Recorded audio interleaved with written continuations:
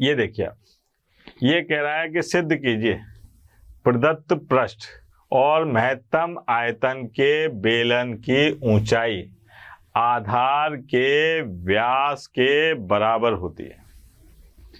क्या क्या चीजें कह रहा है ये कि प्रदत्त पृष्ठ यानी कि संपूर्ण पृष्ठ, ठीक है, तथा महत्तम आयतन के बेलन की ऊंचाई। अब साहब पहले तो बेलन के बारे में जानकारी करें। ये वो वाला बेलन नहीं है, ये बेलन है सिलेंडर, ठीक है। तो यहाँ फोटो बनाऊं मैं बेलन की, आप वो मत सोचना वो रसोई वाला बेलन। हाँ भैया, ये देखो आप, ये बना बेलन, ये देखो आप, ये है बेलन, ठीक है, ये बेलन। यहां पर ये जो है, अरे अरे राम राम राम राम, ये बेलन की ऊंचाई और ये बेलन की त्रिज्या, ठीक है। बेलन की ऊंचाई करी अपन ने h और त्रिज्या को क्या कर लें, त्रिज्या को मान लें r, ठीक है। ये बेलन है सब, बेलन की ऊंचाई है r और ये है h। अब क्या है, यहां पर आओ, प्रदत्त पृष्ठ। प्रदत्त पृष्ठ का मतलब संपूर्ण पृष्ठ, ठीक है। संपूर्ण पृष्ठ में क्या है, एक तो ये वक्र पृष्ठ, ठीक, एक तो क्या है वक्र पृष्ठ, और ये दो वृत्त, एक तो वक्र पृष्ठ और एक दो वृत्तों का क्षेत्रफल। तो यहाँ पर क्षेत्रफल तो ये है, तो यहाँ पर दिया है, दिया है क्या मतलब माना, माना बेलन की त्रिज्या, बेलन की त्रिज्या r व ऊंचाई क्या है h, ये मान ली साहब अपन ने। अब यहाँ पर क्षेत्रफल कह रहा है प्रदत्त पृष्ठ। प्रदत्त पृष्ठ का मतलब होता है संपूर्ण पृष्ठ का क्षेत्रफल। वो क्या होगा साहब, उसके बारे में बातचीत करें। तो यहाँ पर क्या होगा बेटा, क्षेत्रफल संपूर्ण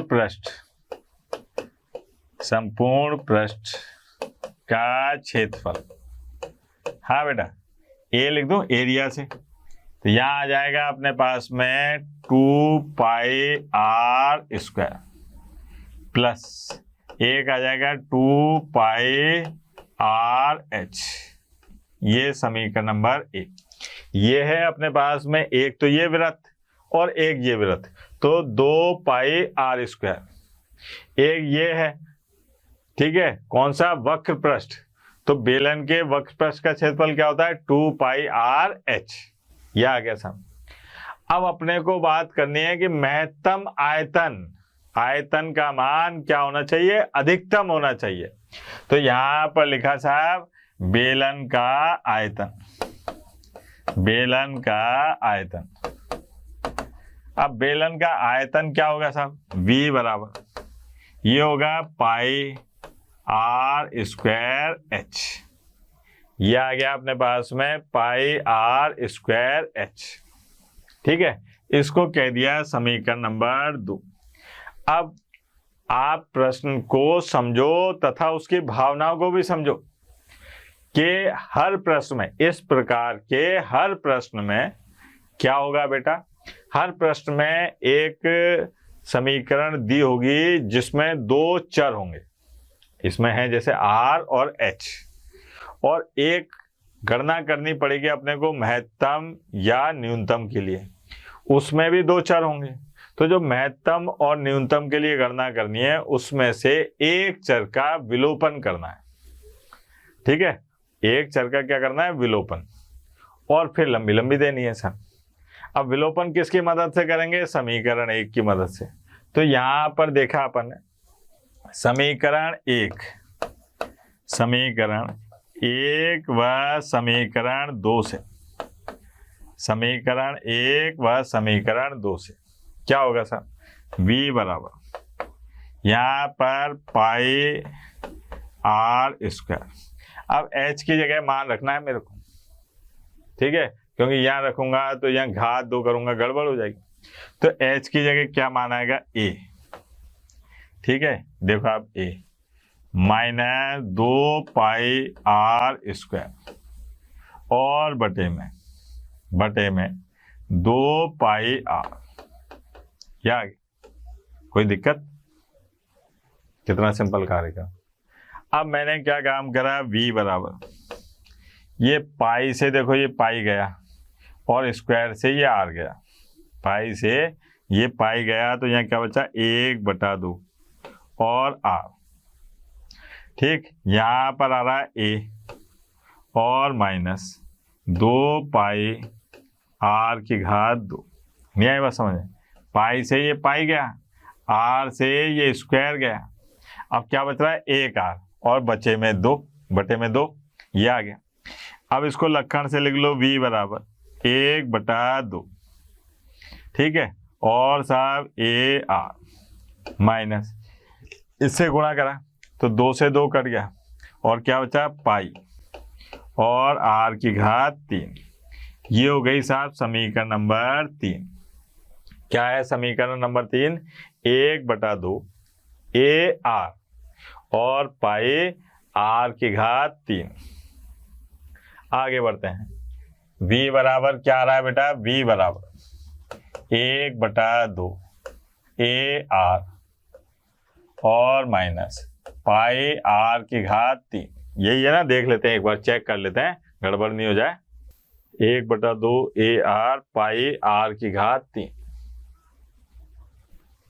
अब सा r के सापेक्ष अवकलन करने पर क्या हो जाएगा बेटा? अवकलन करने पर dv और बटे dr बराबर 1/2 a और माइनस 3 पाई r की घात 2। ये हो गई साहब समीकरण नंबर 4। अब यहाँ पर अधिकतम व न्यूनतम के लिए क्या होगा बेटा? अधिकतम व न्यूनतम के लिए कि dv बटे dr बराबर रखेंगे 0 के, यानी कि 1/2 a माइनस 3 पाई r की घात 2 बराबर 0। ठीक है। अब यहाँ पर a बराबर 6 पाई r की घात 2, ये आ गया a बराबर 6 पाई r की घात 2। अब यहाँ से कोई भी रिश्तेदारी निकालो कि इस बिंदु पर, यानी कि ये एक बात है जहाँ पर अगर अपन मान रखते हैं तो इस पर मान जो है इसका आयतन, मान से मतलब आयतन अधिकतम आएगा कि न्यूनतम आएगा, वो अपन दूसरी बार अवकलन करने से पता चलाते हैं। तो ऐसा करते हैं कि समीकरण 4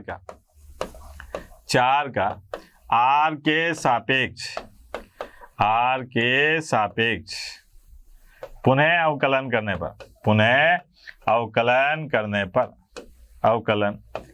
पर क्या होगा बेटा? पुनः अवकलन करने पर यह आ जाएगा d2v और dr² बराबर, ये तो गया 0, यहाँ आ गया माइनस 6 पाई r, क्या आ गया? 6 पाई r। अब r का मान यहां से रख दो आप, ठीक, तो क्या आएगा साहब r का मान? d2v और dr², यहाँ पर r बराबर क्या आ जाएगा? a और बटे में अंडर रूट पूरे पारा √6 पाई, ये हो गया। ये क्या रहा है अपने पास में? a और बटे में √6 पाई। ये अगर मैं मान यहाँ रख दूं तो क्या आ जाएगा बेटा? माइनस, कहाँ गया? माइनस 6 पाई और साहब r की जगह पर ये मान रख दिया मैंने √a बटे 6 पाई। तो ये क्या आ रहा है? 0 से छोटा।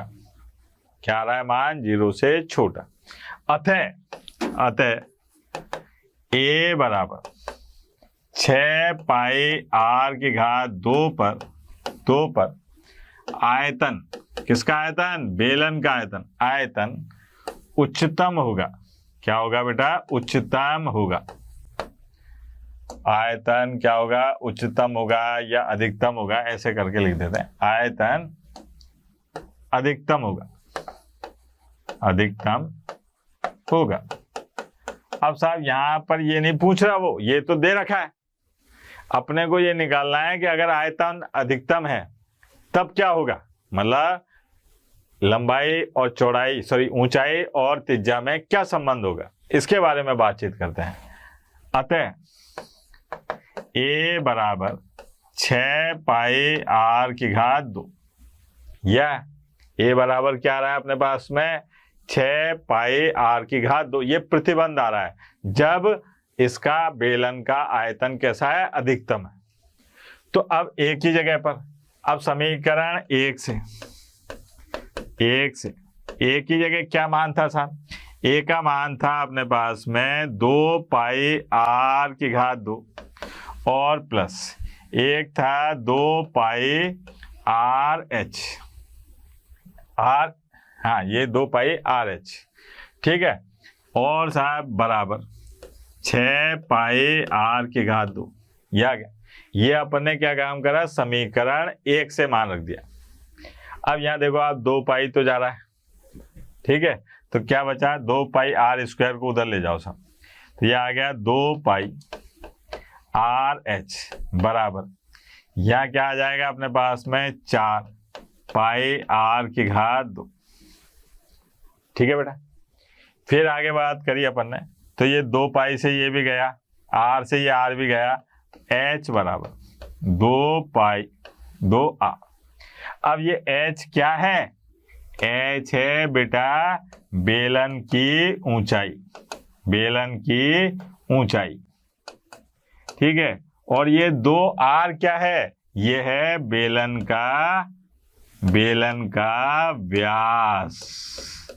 क्या है? बेलन का व्यास। तो यहां पर जो प्रश्न था वो ये था कि अगर महत्तम पृष्ठ, सॉरी, अगर आपको बेलन का संपूर्ण पृष्ठ का क्षेत्रफल दे रखा है और महत्तम यानी कि अधिकतम आयतन तब होगा जब h यानी कि बेलन की ऊंचाई उस बेलन के व्यास के बराबर हो, ठीक है। देखो आप, इससे अपने को कितना फायदा होता है अवकलन के अनुप्रयोग से।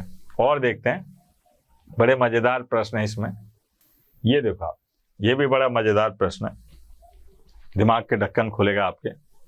ये कह रहा है कि साहब 28 सेंटीमीटर लंबे तार को 2 टुकड़ों में बांटा। आपने कोई तार लिया, उसके 2 टुकड़े कर दिए। 2 टुकड़े करने के बाद में एक टुकड़े से तो अपन ने वर्ग बनाया और दूसरे टुकड़े से अपन ने वृत्त बनाया। दोनों टुकड़ों की लंबाई कितनी होनी चाहिए? दोनों टुकड़ों की लंबाई कितनी होनी चाहिए कि वर्ग एवं वृत्त का सम्मिलित क्षेत्रफल क्या आ जाए? न्यूनतम आ जाए, ठीक है। वर्ग तथा इनका जो क्षेत्रफल है वो कैसा आ जाए? न्यूनतम आ जाए। टुकड़ों की लंबाई बतानी है अपने को, ठीक है साहब। क्या कहा जा रहा है वो देखें अपन यहाँ पर हल, ठीक है। अपने को ये बताना है यहाँ पर कि एक का तो वर्ग बनाना है और एक का अपने को क्या बनाना है? एक का तो वर्ग बनाना है और एक का वृत्त बनाना है। तो यहाँ पर ये अपन ने वर्ग बनाया, वर्ग, ठीक है। इस वर्ग की भुजा मान ली x, एक वृत्त बनाया, ठीक है। वृत्त में क्या होगा? इसकी त्रिज्या होगी r, ये हो गया। अब प्रश्नानुसार यहां पर पहले लिख लेता हूं कि माना वर्ग की भुजा x व वृत्त की त्रिज्या क्या है बेटा? r है, त्रिज्या r है। अब यहां पर देखो आप क्या दे रखा है, ये 28 क्या है? तो 28 है यहां पर इन दोनों के परिमाप का योग। तो यहां पर प्रश्नानुसार इसका परिमाप क्या होगा बेटा? यहां लिख देता हूं, वर्ग का परिमाप, ठीक है, प्लस वृत्त की परिधि, ये बराबर है 28 सेंटीमीटर। अब इसका परिमाप क्या होगा, 4x। वृत्त की परिधि क्या होगी, 2 पाई r, ये बराबर दे रखा है 28। अब भैया यहां से 2 कॉमन लेके काट दो, तो ये आ गया अपने पास में x, 2x और प्लस पाई r बराबर 14। इसको कह दिया समीकरण नंबर 1। ये अपने को इन दोनों में एक रिश्तेदारी दे रखी है। मैंने आपको क्या कहा कि ऐसे प्रश्नों में 2 चर आएंगे, यहां पर आए x और r। अब अधिकतम न्यूनतम बात किसकी करनी है, इनके क्षेत्रफल की। तो क्षेत्रफल के लिए आ गए अपन वापस से, यहां पर क्षेत्रफल को कह दिया अपन ने a। अब वर्ग का क्षेत्रफल होगा x की घात 2, ठीक है, और इस वृत्त का क्षेत्रफल ये होगा पाई r की घात 2, x की घात 2 और पाई r की घात 2। इसको कह दिया अपन ने समीकरण नंबर 2। अब अपने को इसमें से x या r को गायब करना है, तो मैं ऐसा करता हूं कि भैया x को गायब करता हूं, है ना, x को। अब x का मान यहां से रखें अपन समीकरण 1 व 2 से, समीकरण 1 व समीकरण 2 से, समीकरण 1 व समीकरण 2 से क्या आ जाएगा बेटा, a बराबर क्षेत्रफल कह रहे हैं अपन x की घात 2। तो यहां पर x की घात 2 में देखो आप क्या लिखूं, ये है सर x की घात 2, 14 minus pi r, 14 minus pi r और बटे में क्या आ जाएगा, 14 माइनस पाई r बटे में 2, ये आ गया, और प्लस यहां पर क्या है, पाई r की घात 2, ये हो गया, ठीक है। और लक्षण से लिख लो, तो ये आ गया अपने पास में a बराबर, ये आ गया 7 माइनस पाई r बटे 2 और इसकी घात 2 प्लस पाई r की घात 2, ये हो गई समीकरण नंबर 3। अब r के सापेक्ष अवकलन करने पर क्या हो जाएगा बेटा, r के सापेक्ष अवकलन करने पर dA बटे dr बराबर, ये आएगा 2 और 7 माइनस पाई r बटे 2, ठीक। पहले इसका अवकलन, फिर जो मानते हैं उसका अवकलन जलूल करते हैं, तो इसका अवकलन क्या हो जाएगा, 0 माइनस पाई बटा 2 और प्लस 2 पाई r, ये आ गया। और लक्षण से लिखा dA बटे dr, तो यहाँ आ जाएगा अपने पास में, देखना बेटा ये माइनस और ये दोनों गुणा हुए, तो 2 से 2 कट गया, तो क्या बचा, माइनस के 7 पाई, क्या बचा, माइनस 7 पाई प्लस, ठीक है, ये 2 से 2 तो कट ही गया था, और प्लस पाई की घात 2 गुणा r प्लस 2 पाई r, ये आ गया, ठीक है। यहां पर देखो आप सही जा रहा हो ना बेटा। अब क्या काम करना है अपने को, के समीकरण इसको बराबर रखना है 0 के, इसके अधिकतम व न्यूनतम के लिए, अधिकतम व न्यूनतम के लिए क्या करना पड़ेगा साहब, dA और बटे dr बराबर 0, तो ये आ जाएगा अपने पास में माइनस 7 पाई प्लस पाई की घात 2r प्लस 2 पाई r बराबर 0, ठीक है। तो यहाँ पर 7 पाई और ये क्या आ रहा है भैया, पाई कॉमन आके गया, तो यहाँ पर बचा अपने पास में पाई r, ठीक है, और -7 और प्लस 2r बराबर 0। r का मान निकालना है तो r बराबर क्या आएगा बेटा 7 बटे r बराबर 7 बटे पाई प्लस 2, ये आ गया r बराबर 7 बटे पाई प्लस 2। अब क्या काम करना है अपने को तो गणना करनी है किसकी, अधिकतम न्यूनतम के बाद में x और r में क्या संबंध है। तो पहले ये जांच कर लें कि यहाँ पर अधिकतम होगा कि न्यूनतम होगा। ये तो r का मान है। अब समीकरण कौन सी वाली भैया, समीकरण 4 का पुनः r के सापेक्ष अवकलन करने पर पुनः r के सापेक्ष अवकलन करने पर क्या आ जाएगा बेटा, देखें जरा।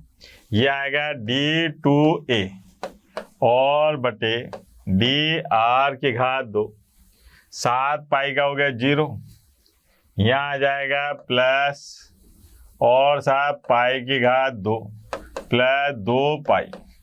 ये मान आ रहा है अपने पास में 0 से बड़ा। अब ये मान अपन निकालें d2a और dr², इसका मान निकाल रहे हैं r बराबर 7 बटे पाई प्लस 2 पर। क्या आ रहा है साहब, पाई की घात 2 प्लस 2 पाई और 0 से बड़ा। इसका मतलब r बराबर 7 पाई प्लस 2 पर क्षेत्रफल कैसा होगा, क्षेत्रफल न्यूनतम होगा। लेकिन अपने को यहाँ क्षेत्रफल को न्यूनतम नहीं बताना, यहाँ पर क्या करना है, r और x में रिश्तेदारी निकालनी है। अब r और x में रिश्तेदारी निकालनी है तो देखो आप,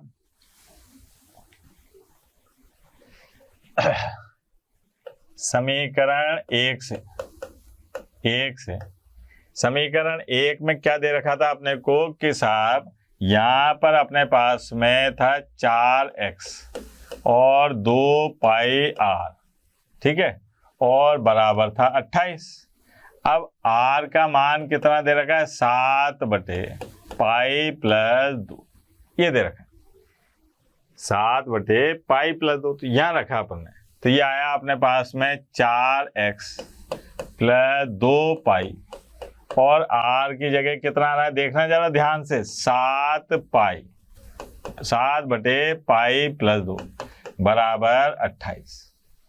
अब 4x बराबर ये आ गया 28 माइनस 14 पाई, ठीक है, और बटे में पाई प्लस 2, ये आ गया। अब रिश्तेदारी निकाली, 4x ये आ गया 28 पाई, ठीक है, और साहब प्लस 28 का 2 गुना कितना हो जाएगा, 28 दुगुना है ना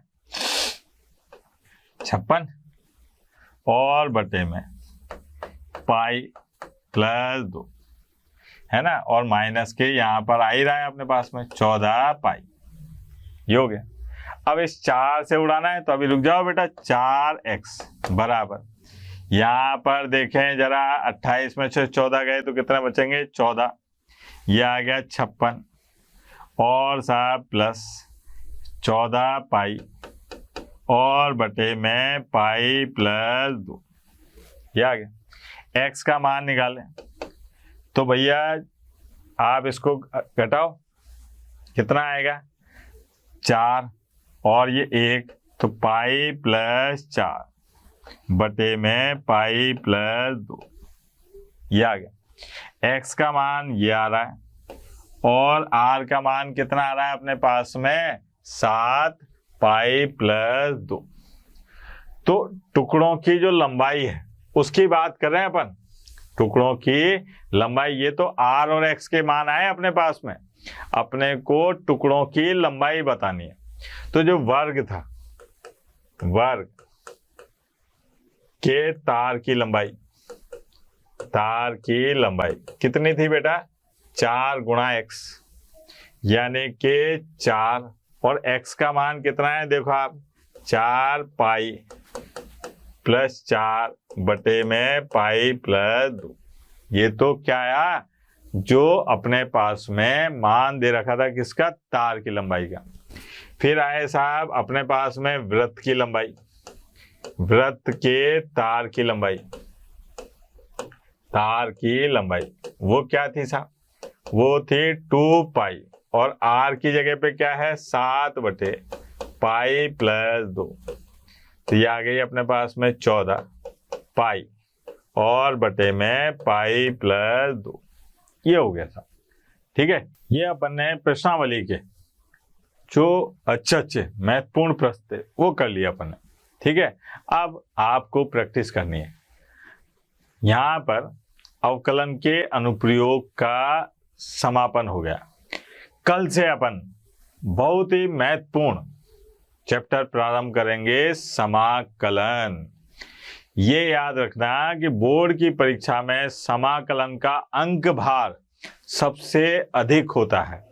आज जब पेपर देखेंगे तो आपको पेपर में समाकलन के प्रश्न ज्यादा दिखाई देंगे, इसलिए कल से नियम मान लें कि रोज आपको ये लेक्चर को देखना है तथा मोशन लर्निंग ऐप में जो भी डीपीपी या प्रैक्टिस पेपर दे रखे हैं उनको हल करना है, अगर बोर्ड में अधिक नंबर लाने हैं। तो कल मिलेंगे समाकलन के साथ में, तब तक के लिए टाटा बाय बाय।